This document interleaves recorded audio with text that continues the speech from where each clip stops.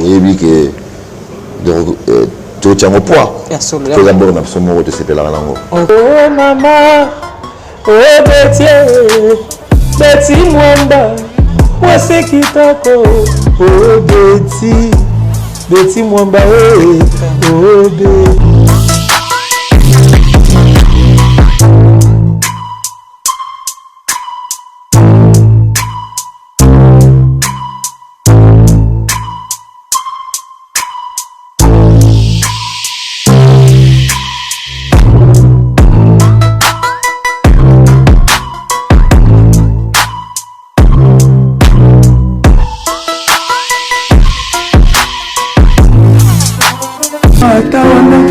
Betty Mwamba, Sukizama Kawane.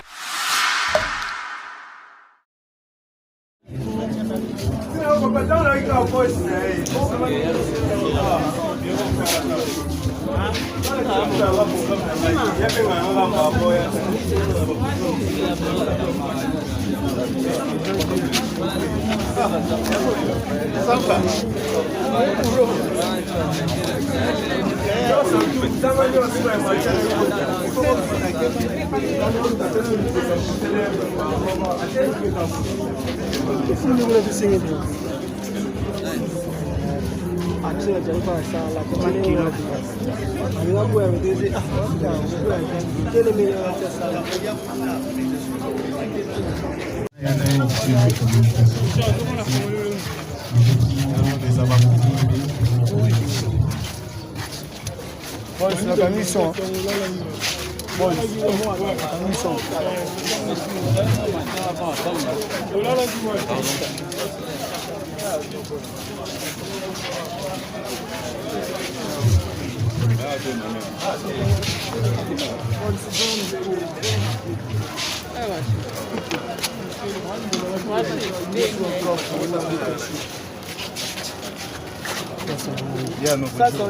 Bonjour Yann. Bonjour. Mes condoléances Yann. Merci.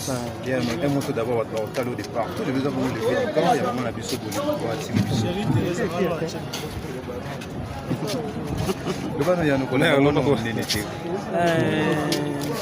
pour le Kabola Mawana, la famille biologique ya maman na biso Bolungo. Maman Bolungo azali maman Yaya au moro tozala na ye longtemps. Tozoye na mabe mon côté, tozoye na ka mon côté donc il est le azali mokone asuka na moi. Pour azana nuna na bakunzi était donc eza mokone asuka donc azana na mort. Ya moto ye lelo to kende boutique na dernière demeure na ye. Mais oui, parce que biso ya Maria esunga biso na Sinark mingi. Quand c'est les 10 parce que comme elle est l'actrice moya Sinark chaque film au présent Caleb Abandé pour comme na Sinark ma bolu bandé ko zangate. Donc à tourner na biso ebelé. Donc yango lelo to ko zangate beaucoup ya kufana ye bola muna ye wa sai la biso ta mususu na génération na ye na koyeba na ye belo ayebaki kon o azali mutu musu to ko benga ye emso nga sa bipale mais akoma ki lokola actrice ya Sinark. Donc c'est mignon surtout dans cette époque wana auto dans ça a besoin et azaki ko répondre biso penza kitoko. Voilà ya no bino bandeko yo bozi chance rejoindre maman.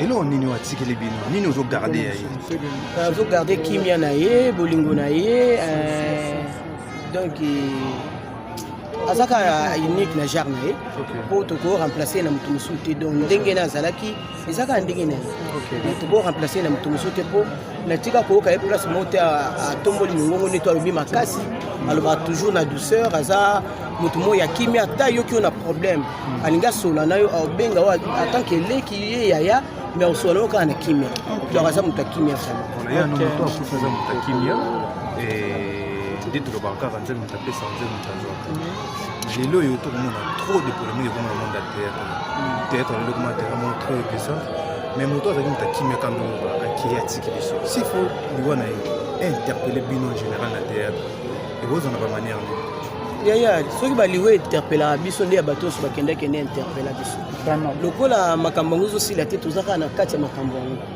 kuna mutazi ya kaiju. OK na mutazi ya jour na epo parce que ata tobi tolingana lelo tolingana na tamsu na mbebo na mitema tolingani te donc na mutazi na kwena zaka jour na yendenge mbepo mutu ni soleka libanga zate feko to yesu masia mwa nzambe akufaka nano la tsuki akufaka après roseko donc mutu ni so to oleka donc na kwena ya sala ozo moni semble bon de faire à moins que on ça les amalunga les amalamu penza pour nanga asa ina amen. Qu'est-ce qui se passe? Un mot tout d'abord, donc je vais partout dans mon c'est le moment de film comme on a dit ouais, voilà.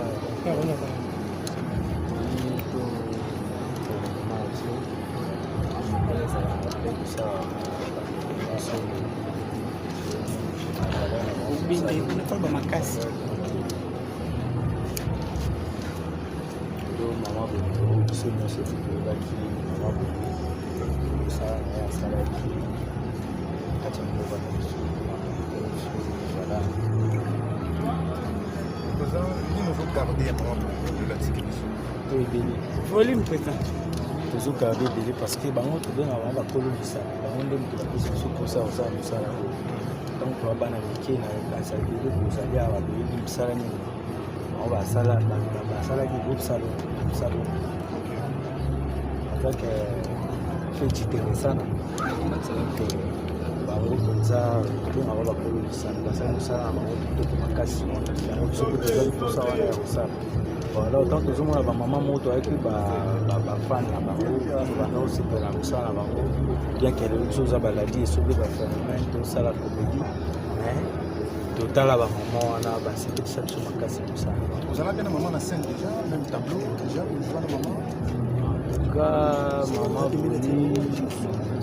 ça banzonzi peut-être ça banzonzi parce que ça que banzonzi les billets ça banzonzi mais na kusalo na we habita na bango biso zali na bana mike tukai na kujouer na bango parce que bali na bana na ba parler puis na ba âge to ali na bango pona ko ya kujouer na ba salon wana ba ko ndi mate parce que to ali ba petit voilà maman o inspiré bana bili ba sali ya émission surtout tout à l'heure mon équipe dépêche pas pour faire vous moi de ça qui était avec le comédien mais depuis hier tout le monde va te qu'est-ce qui fait tant matin les arrivent bien dans mon pays sur le côté dans mon ça pour ma génération toi parce que ma génération peut qu'on va avec moi non moi je pense pas qu'il y a ma génération encore mais ça il faut que maman bonita on fait qu'il na banda mboka banda mboka encore les arrivent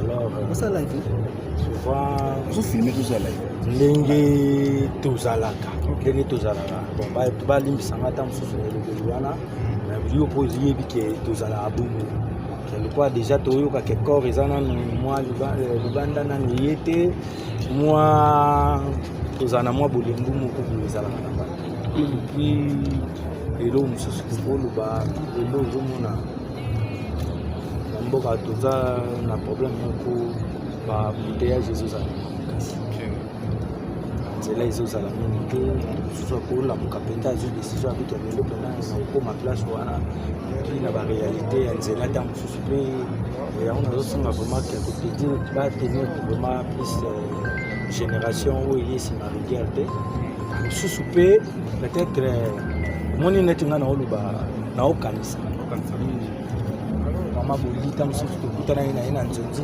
na coupe salongo wana toalaki epuis eza na bajeune lelo lele oyo ta mosusu atikaka komona mpena babisala te bamere wana basere wana basala ozo comprendre donc cetadire akomaka bolingo azoyoka biso baladi esoki tozobaka bolingo bafisi tosaisai bagénération na biso badeloin bamasa mosusu mais bapeti mosusu mpe oyo baye na nsima ntango babolingo baosala bango biso nde toa bafanatika bamama bolingo baza na biso bacartouche seleka bamba bapoza elombe totala bango c'est-à-dire eza bagénération na bagénération donc balobaka tola lokolo tala donc il faut toucher il faut mpe otala ou bien oyeba mpe eza ta mosu moto ayebi yo bien te donc na sens wana jamais biso tokokota na merci ça maintenant merci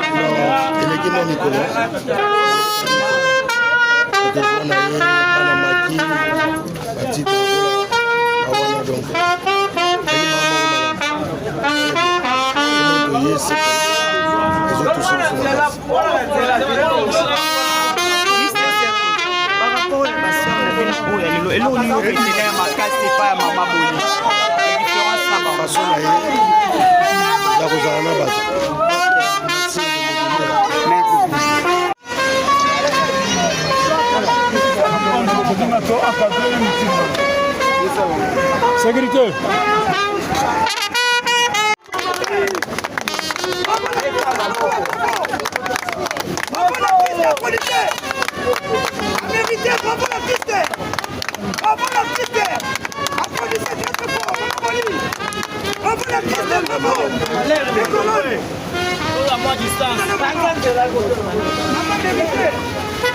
Attention.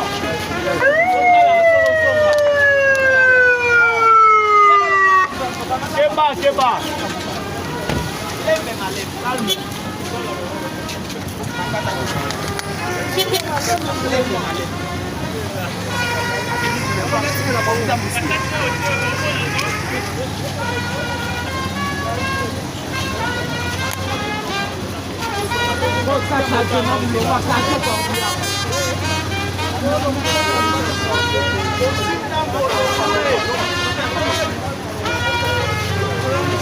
Osinda bolomwe okena sima.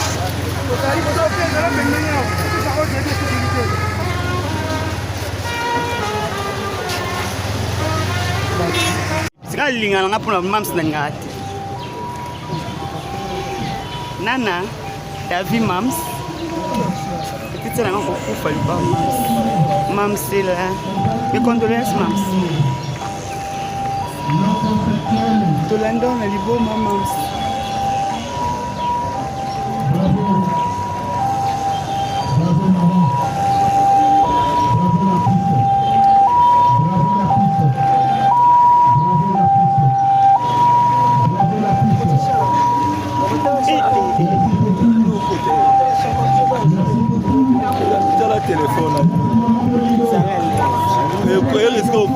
Singa pardon.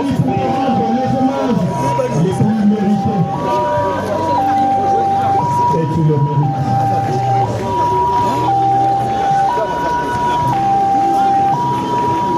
le mérites.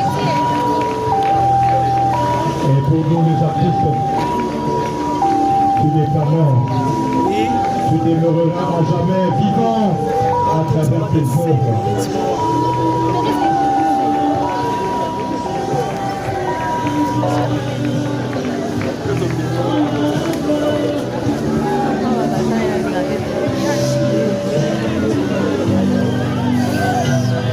Merci beaucoup. Je vous prie de vous asseoir.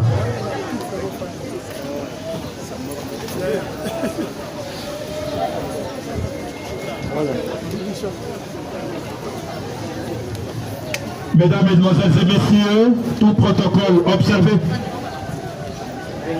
Avant d'entamer avec notre cérémonie d'hommage, je m'en vais rapidement vous donner le programme tel que conçu. Eh bien, avant de commencer, nous ferons une brève prière d'ouverture. Après suivra la prédication et prière pour les enfants. Nous aurons ensuite à faire appel à un conteur qui va rendre les hommages. Viendra ensuite l'oraison funèbre par M. Jean-Marie Kalonji Moboyaï, responsable de la famille. Mot de la direction de programme, mot de la RTNC à travers la direction de programme qui sera prononcé par M. John Bidwaya. Mot des enfants de la défunte par Madame Nadine Aïcha Ntoumba, la fille de la défunte. Mot des petits-enfants, mot des gendres de la défunte, mot des petits-enfants par Merdi Matadi Muboyaï. Ça sera en français. Et en anglais, ça sera prononcé par Mary Lokaya, qui est venue de l'Angleterre. Après ce mot des enfants viendra le mot du groupe Salongo.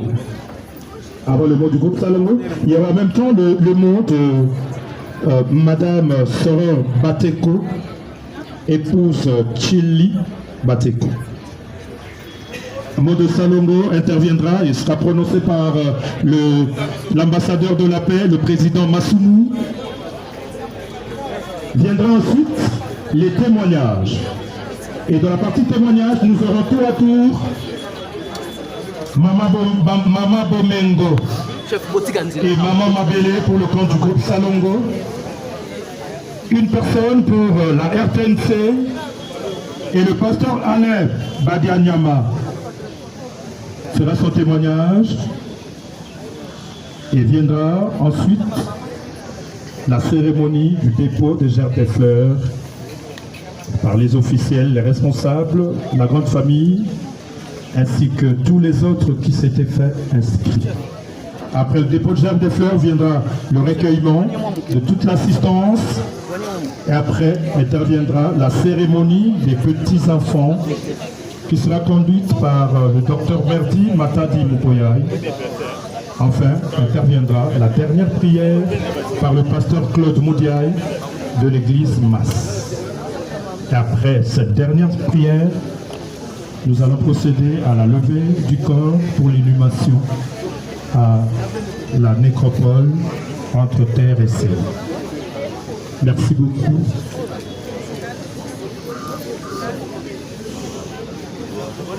Alors nous demandons donc au révérend pasteur Alain Badianyama à venir prendre le micro pour la prière d'ouverture. Ceux qui peut les garder si toi tu ne les gardes pas, Seigneur. Éternel, console les cœurs affligés, bande leur plaie, Seigneur. Leur plaie est brillante, mon Seigneur, en ce moment. Nous avons besoin de toi. Interviens, Seigneur éternel. Combat pour eux, mon Seigneur. Tous les combats du monde des ténèbres. Oui, Seigneur éternel, agis. Agis, Seigneur éternel. Que nul ne puisse dominer sur eux, Seigneur. Éternel, fais-leur du bien que tu n'as pas pu faire. Ils doivent avoir du vivant de leur main. Ouvre les yeux du ciel, Seigneur éternel. Bénis-les, protège-les. Que tout esprit qui prendrait le visage de leurs mains pour se manifester dans leur sommeil soit anéanti au nom puissant de Jésus-Christ. Maman est morte. Il est parti auprès du Seigneur. Que les enfants vivent dans la paix, dans l'amour mutuel entre eux. Que nul ne puisse les séparer. Que Dieu de toute grâce, que ces enfants ne manquent de rien. Éternel, que tous les projets qui ne se réalisaient pas, du vivant même de leur mère, que ces projets-là se réalisent maintenant. Demeure-leur Dieu, dans les noms puissants de Jésus-Christ. Amen. Que Dieu vous bénisse. Que Dieu vous bénisse. Que Dieu vous bénisse. Que Dieu vous bénisse. Que Dieu vous bénisse.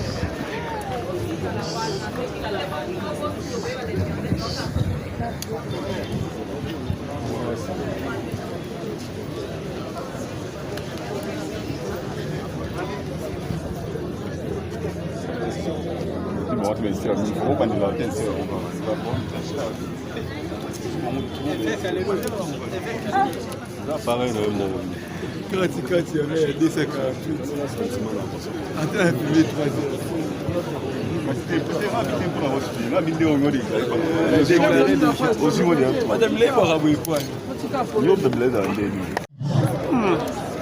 Merci beaucoup. Pour la maman Bolingo Nali, mimi appelle na botosi.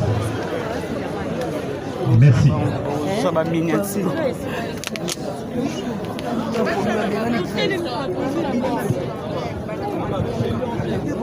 Voilà. Alors, Maman Bolingo est née en RDC et elle avait ses origines. En guise d'hommage, nous allons écouter la cérémonie des hommages qu'on appelle chez nous le Kassala. Question de rendre les hommages à Maman Bolingo et lui rappeler ses origines. Monsieur le Griot, tout le bas.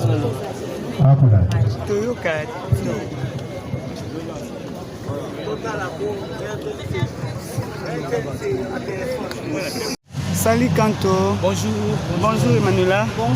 Ah, mes condoléances à vous. Hein. Merci. Moi, je suis toza awa pas maman Bolian kuma motu na te olobate.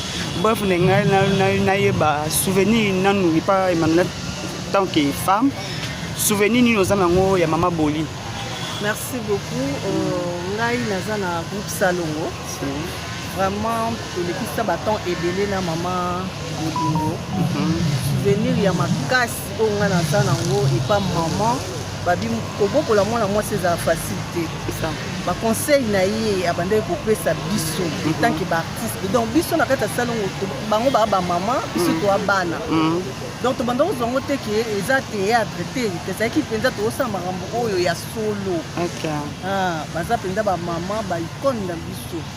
Donc maman na watika la romona ye lisusu te pe ba conseil ya modèle wana banda ko pesa biso. Yango nde penza ils ont choqué makasi et puis façon na ye ya ko jouer to yebite na Salongo to perdre la maman Bolingo to yebite mususu wa utata. OK, merci de revenir. Kanto na yebite ce que vous besoin occasion pour jouer na maman Boli scène moko. Merci beaucoup Maman Betty. Vous imaginez que Maman Boli bandara peut-être théâtre monsieur notre botama piqué tout va na bana miki. Mais na kokola tant que côté na kata mondango na eko za chance ya ko jeune Maman Boli. Na jeune ba film ebele et puis to travail na mingi Maman Boli. Maman Boli linga tellement makasi ba projet bela banda eko benga ngai et puis même makambu na mususu personnel ande ko benga ngai quand to yaka sailanga musala bo. Maman Boli bandai koya ko assister biso na répétition biso groupe Océan de V12. Ce outil qui tambo kota la moi na ya moi si Nadine abongana ay avandi awtala ndenge tozo travail puis on fait ça ba conseil. OK. Donc nana ba souvenir ebele ya maman. Donc azaki sera asali un temps et que moni ngaite il faut toujours abela. Mais ozo mona na te ndenge ni. Tant Maman Boli a accueilli aux soins au Maroc, c'est parce que je me rappelle les derniers jours avec notre hôtel Diamant, tant que l'aéroport pour accueillir le Maroc, donc maintenant c'est toujours la force que maman te là aux zones pour ma cambossa là ils vraiment. Bon, Dieu a décidé autrement parce qu'il a lui mettre la vie. OK. Mais c'est le bakaka, l'artiste ne meurt jamais. Bravo l'artiste. Que la terre de nos ancêtres et dans la c'est légère pour naïf. OK. Mais ça question moi mes amis m'balé. Quand ndenge au travail na Maman Boli, banzonzing et puis ndenge na bino na V12. Différence ni nous avons na ba jeune c'est na mina le local maintenant au travail na bango. Tu sens que peut-être na ndenge ya ko travailler et puis na chaque comportement. Certes, au yebi yo mo bandi na bino le ndenge bozali baza tellement divisé. Maintenant na ba maman oyo Maman Boli tout tika biso ba mo akala na bango.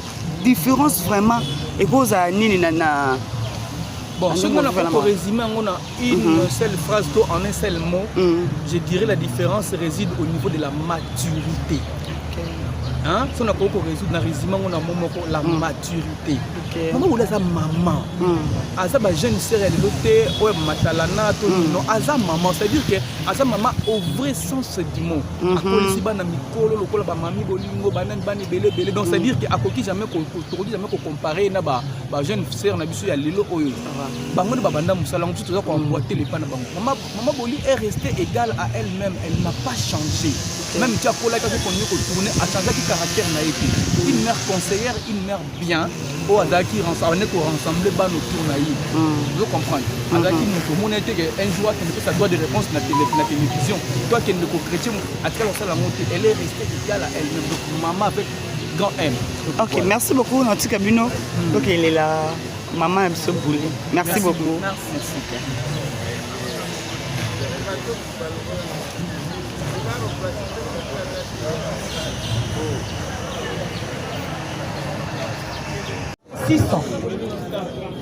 Parce qu'elle était grande. 600 comme la Mercedes 600.